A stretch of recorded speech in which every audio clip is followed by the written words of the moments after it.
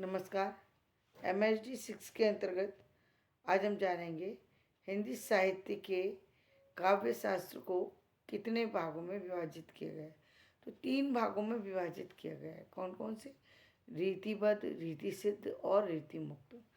तो तीनों जो काव्य का जो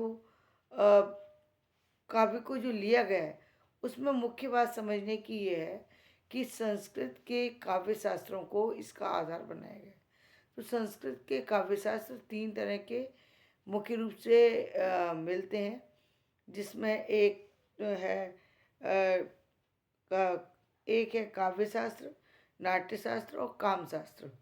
तो नाट्य शास्त्र और काम शास्त्र इन दोनों को जो है हिंदी साहित्य में स्वीकार नहीं किया गया। केवल काव्य शास्त्र में जितना भी नाट्य शास्त्र का या काम शास्त्र का वर्णन है, सिर्फ उसी को इसका आधार बनाया है। अब हम आगे बढ़ते हैं कि रीतिबद्ध कवि और रीति सिद्ध और रीति मुक्त कवि ये क्या होते हैं। तो रीतिबद्ध कवि की हम यदि बात करें तो ये 2 प्रकार के कवि हैं। एक तो वो कवि हैं जिन्होंने सर्वांग निरूपण किया है, और दूसरे वो कवि हैं जिन्होंने सर्वांग निरूपण ना करके कुछ खास शब्द जो टॉपिक हैं उन पर का निरूपण किया है। यानी रीतिबद्ध कवियों के अंतर्गत आचार्यों को रखा जाता है जिन्होंने जो हिंदी साहित्य के जो आधार ग्रंथ हैं उनको तैयार किया है। तो इनमें 2 तरह के कवि आ गए। एक में पूरा वर्णन किया है, मतलब पूरे काव्य शास्त्र का वर्णन है, और एक में कुछ खास को लिया गया है।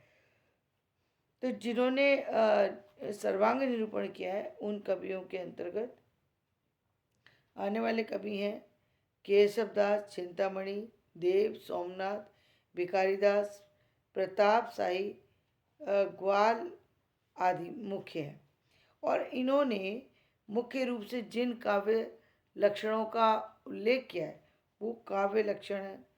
वो जिन काव्य के आधारों का उल्लेख किया है वो काव्य के आधार है। काव्य लक्षण, काव्य हेतु, काव्य प्रयोजन, काव्य गुण, काव्य दोष, शब्द शक्ति, रीति, वृत्ति, रस, अलंकार, ध्वनि आदि संपूर्ण काव्य शास्त्र को इसका आधार बनाया है। दूसरे वो आचार्य हैं जिन्होंने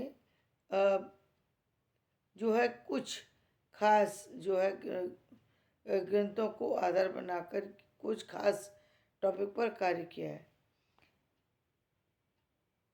और इसके लिए जो काव्य प्रकाश और विश्वनाथ का जो साहित्य दर्पण है, इन दोनों को मुख्य रूप से आधार बनाया। बाकी अन्य ग्रंथों को भी कुछ हद तक इसके अंतर्गत लिया गया है। तो धन्यवाद। आज मैं अपना वीडियो यहीं समाप्त करती हूँ। कल मैं आपको इसके जो कवियों के काव्य शास्त्र के जो विशिष्ट जो निरूपण किया गया है उसके बारे में चर्चा करूँगी। धन्यवाद।